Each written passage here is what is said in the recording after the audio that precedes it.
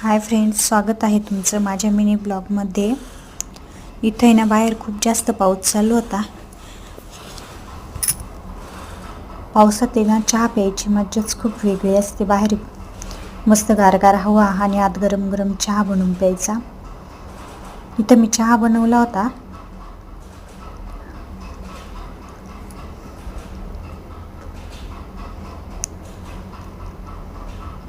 इथे एवढ्या मोठ्या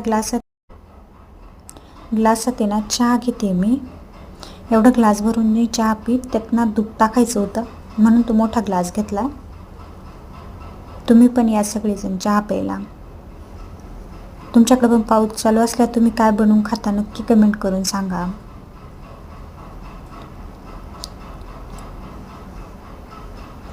इथे मी ग्लासात ना दूध पण घेत होते.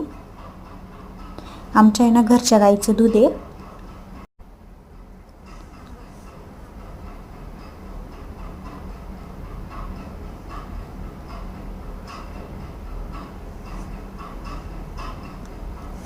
या तुम्ही पण चहा दूध प्यायला. मला त्यानंतर स्वयंपाक करायचा होता. इथे गरम पाण्यात आहे ना मी डाळ टाकली, मूग डाळ. गरम म्हणजे जास्त पण गरम नाही, कोमट.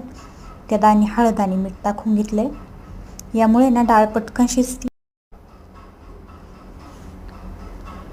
इथं मीठ टाकून घेतले मी.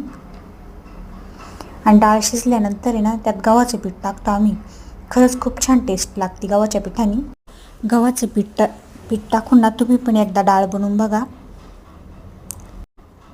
छान लागते डाळ गव्हाच्या पिठाने. त्यानंतर थोडंसं पाणी टाकून घेतलं म्हणजे त्या गव्हाच्या पिठाच्या ना गाठी तयार होणार नाही. इथे ना वाटणाची तयारी करून घेत होते. आमच्या घरी ना कापलेल्या मिरचीची डाळ नाही खात, मग त्याच्यामुळे ना मिरच्या आणि लसूण हा बारीक करून घेतो आम्ही. इथे मी डाळीसाठी लागणारं वरण बनवायचे ना, मग त्याच्यासाठी लागणारं सामान: कोथिंबीर, जिरं, मोहरी, हे वाटलेलं वाटण लसूण आणि मिरच्या, मीठ आणि हळद.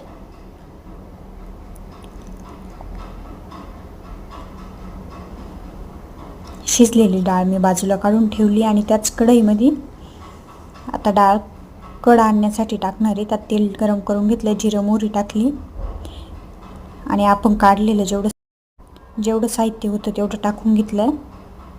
कोथिंबीर, कढीपत्ता, जिरं, मोहरी, मिरची आणि शिजवलेली डाळ टाकून घेतली. जेवढं पाहिजे